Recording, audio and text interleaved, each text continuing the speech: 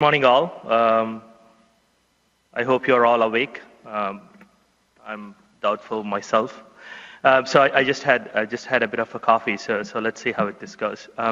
So my name is Ravi Madduri. I'm at the University of Chicago. I'm a senior fellow, and I also have a joint appointment at Oregon National Laboratory.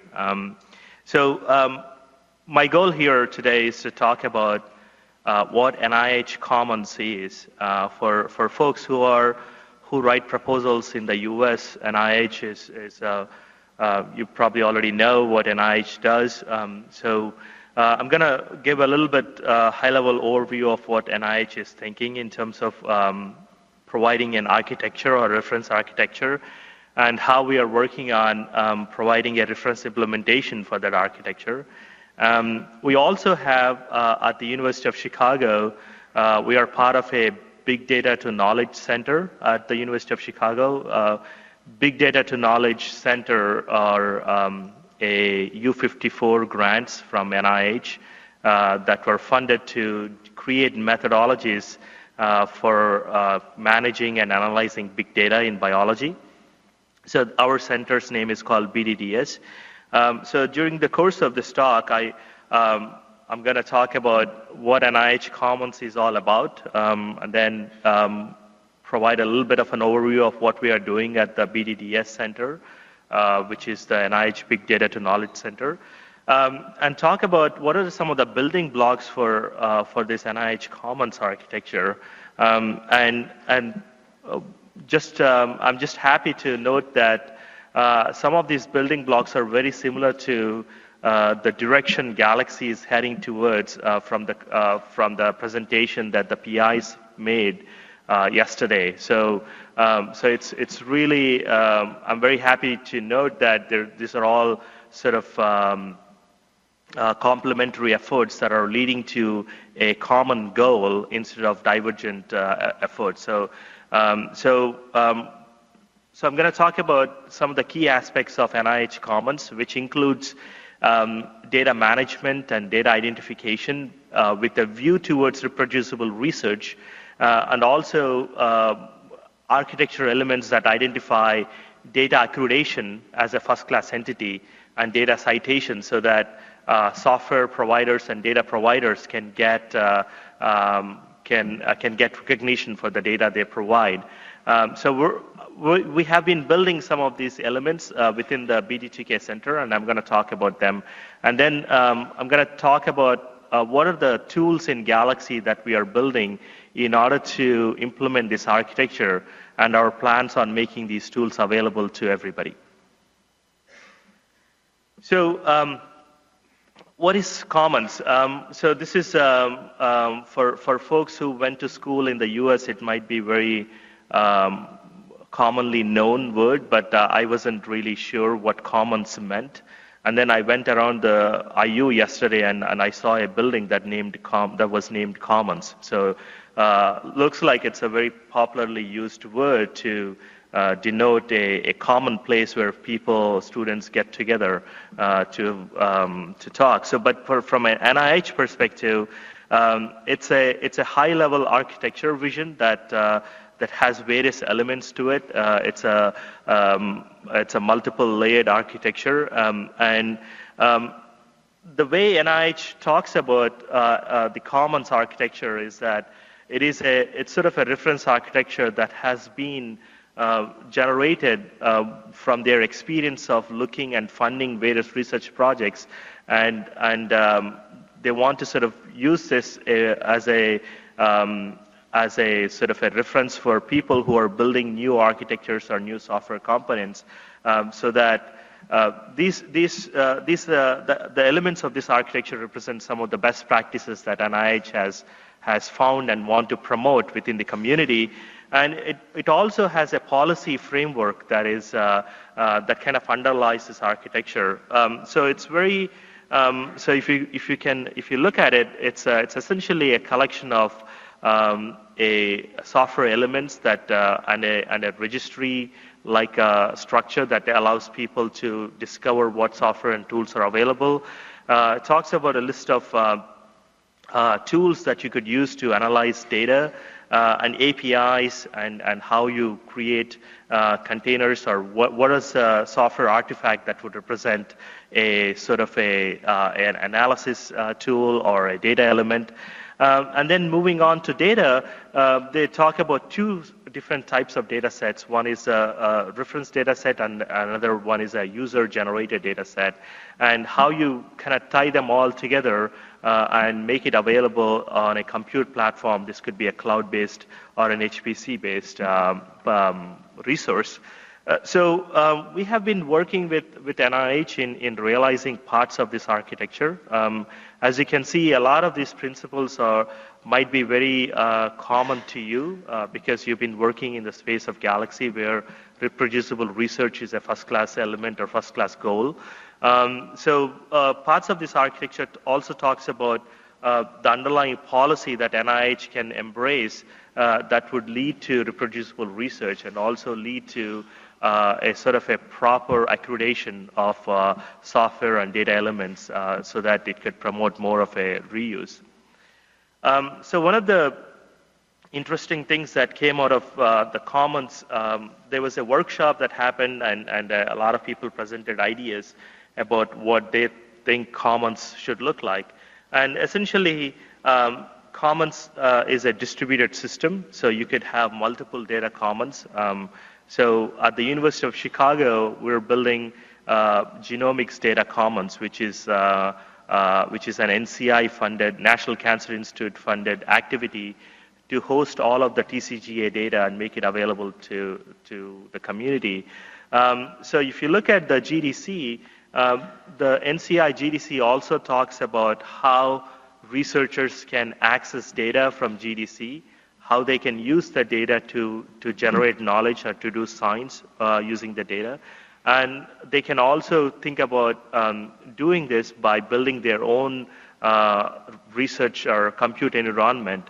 But by adhering to some of the policies that the NCI GDC enforces, it may lead to some sort of reproducible research notion without data duplication that usually happens in a larger enterprise. So going a little bit deep into what it means to build a data commons or a commons infrastructure, it's essentially, there are three layers to it. One layer is a compute environment that makes it easy for researchers to act upon digital objects, and public data sets that sort of adhere to the compliance principles, and I'll talk about what these principles are in a minute. And then software and services that make it easy to scale up the analysis and be able to interoperate between multiple digital objects, which also means that if you have a standard, and this is where we've been working with the GA4GH folks on adopting some of the standards that they've been building for genomics data and other data sets, and creating indexes that allows researchers to discover these digital objects, and then create a sort of infrastructure that allows you to share digital objects among different groups and analyze them using scientific analysis tools, and then eventually publish these data sets to other registries so that researchers can discover what's already been done on data instead of redoing a lot of analysis just to kind of get to a point where somebody already has been to. So within my group at the Globus at University of Chicago and the BD2K Center, we've been building capabilities that makes it easy for researchers to access and utilize and create digital objects that adhere to these common digital object compliance principles. If you haven't already looked at, there's a set of principles called FAIR principles that have been going around in terms of coming up with a standard way of publishing and using digital objects. So one of our goals is to sort of align the NIH Commons effort to the FAIR principles that are coming out of largely UK and European projects. And we've been building these services that that makes it easy to researchers to analyze these data sets, creating registries that that provides a sort of a queryable mechanism for researchers to identify digital objects. So one of the important policy aspects that the NIH Commons talks about is that in order to be compliant to the Commons architecture, you would have to have unique object identifiers for digital objects. And then you would have to have a minimal set of metadata that is searchable and machine readable. And then there's some implementation details that talk about how these data objects are available for researchers to use. This could be a cloud-based provider. This could be a HPC system where these digital objects are stored. And there are clear access rules and controls, especially for sensitive data. So the Commons talks about some of these principles that you would have to enforce on top of existing digital objects in order to for these objects to be accessible and usable in a way that is compliant with the existing regulations. And then these digital objects should be registered in a sort of a metadata, using the metadata in one of the indices so others can discover them. So within BDDS, one of our goals has been to create services and data management capabilities that makes it easy for researchers to gain knowledge from big data. And so there are close to 15 BD2K centers in the US that are funded. And one of the challenges with the BD2K centers is that everybody is building a set of software analysis tools and generating lots of data. But the challenge is that once the BD2K funding ends, what happens to all of the data? What happens to all of the tools that are generated? So traditionally, in a funding-driven entities like NIH, there's not a lot of discussion around software sustainability or data reusability. So NIH Commons is telling the BD2K centers to kind of think about plans on how the data is available even after the lifetime of the projects, and how the analysis tools are available for others to use after the BD2K funding ends. So in that context, within the BDDS Center, we've been building the services that makes it easy for researchers to manage data, to create digital objects, to create identifiers, and have these digital objects be registered in a registry with sufficient metadata that is machine discoverable and also human readable. So let me talk a little bit about some of the services that we've been building. I don't know if you're able to see this. It's a little smaller. But within the Globus data management services, we created services that makes it easy for researchers to move data from one place to another. One of the challenges that comes along when you do large-scale collaboration projects is how do you securely share data among your collaborators? So one of the services that we built within Globus is to make it easy for researchers to share data with each other securely, and eventually have the data be published in a publication service with digital object identifiers with the metadata so other researchers can discover them. So one of the building principles that we have used to create our capabilities is that we will use software as a service as a way to deliver these capabilities. So Globus is a software as a service capability. You don't have to use complex software to install. You can move data easily using a web browser. And you could use your storage capability on your campus in order to make data be available in a Commons compliant manner. So as part of the, in addition to data management services with Globus, we had to build a lot of other capabilities that are complementary to the data management aspects of Globus, which are one of the things that we talked about or we built is something called Big Data Bag, which is we've taken a specification that is generated by W3C called Bagit specification. And we took that specification and made it work for big data, and we called it a big data bag specification. The goal of this big data bag is that we would create a sort of a well-defined collection of data elements with metadata that is adhering to some community standards and with checksums that provide, that makes it easy to verify the integrity of data. So a big data bag could be a collection of FASTQ files with the metadata about what those FASTQ files are all about.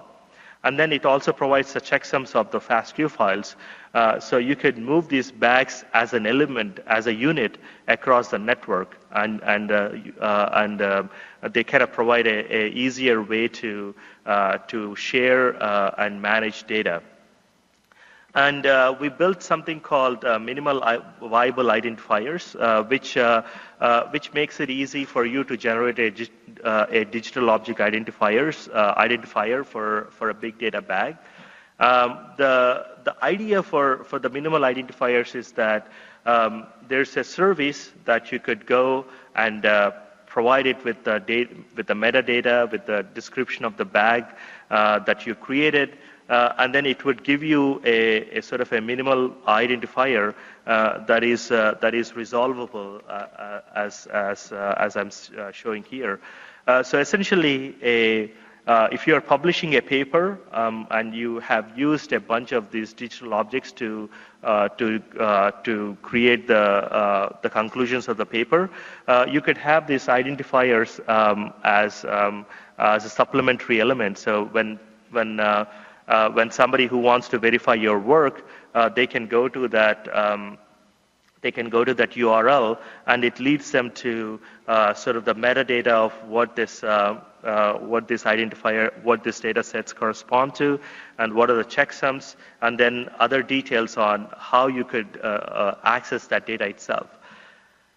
So we have, while creating all of these capabilities, it's always important to solve a good science problem. So one of the things that we have done in order to do this, to showcase the various capabilities that we're building here, is to we built a sort of a end-to-end reproducible analytical pipeline where we've been using a existing data repository called ADNI, which is an Alzheimer's data set repository. We have generated identifiers for all of the data sets in the repo and added metadata for each data element. So within Galaxy, we were able to query for patients that have developed a sort of a plaque in their brain that led to onset of Alzheimer's, and we created a bag of data elements that corresponded to that patients from the data.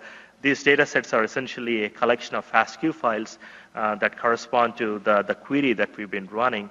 And we've used Globus to move those data elements into the cloud, run a set of analysis on those FASTQ files, generated variants, and then created a bag of variants from all of these patients, and then published, generated identifiers for the results, and published these results back into the registry, so you could have an end-to-end view of the data. The other, we've also adopted this strategy to do phenome-wide association studies. This is another scientific use case that we have created, where all the data elements are referenceable using identifiers and have metadata that allows you to discover them and publish them, so others can reproduce your research on demand. So some of the tools that we have created to do this are tools to retrieve a BD bag using the minimal identifiers. So then in Galaxy, we could expand the bag and make the bag be visible to Galaxy as a data element. And then tools to create a BD bag from within the Galaxy history elements and publish these bags into a publication service with minimal identifiers. We've also been looking at creating minimal identifiers for Docker containers and Galaxy workflows. So all of these tools will be available at that URL. And these are some of the services that we've been building in order to do this, accomplish this vision. And thank you for all the supporters from various funding agencies that are helping us do this work. Thank you.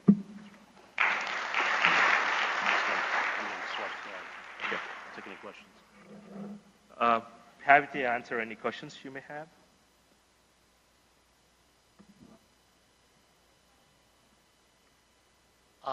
So the bag has to contain also the phenotype. And genotype is cool, but the sequence is meaningless unless you have. And what is phenotype is everything about us. I mean, what I'm trying to say, if we have a standard where we have a biological and phenotypes of different than, like what we have normally, like clinical data and all this, it would be good if that will be in a bag. That's all I'm trying to say, because we can discover later what phenotype to genotype in a better manner. So do you have that standard? No, that's a good question. So the bags really don't talk about what type of data that goes in it, right? So you could adhere to the existing standards in order to put data in the bag, right? So it could be a standard that would represent a phenotypic data or genotypic data, as long as you describe it and as long as you could reference to a community standard. That's all you need in order to create that bag. So the bag itself doesn't really talk about a standard. I actually have an answer for his question, okay. Which is, you mentioned the GA4GH, the Global Alliance for Genomics and Health. There's also the Monarch Initiative, and together, there's also the Monarch Initiative, and together they've been developing. It's very raw yet, but a prototype standard for exchanging phenotypes called phenopackets. So just look up phenopackets. Give feedback, please. Actually, those are the two things that we are leveraging to the Monarch Initiative and the GA4GH. Thank you.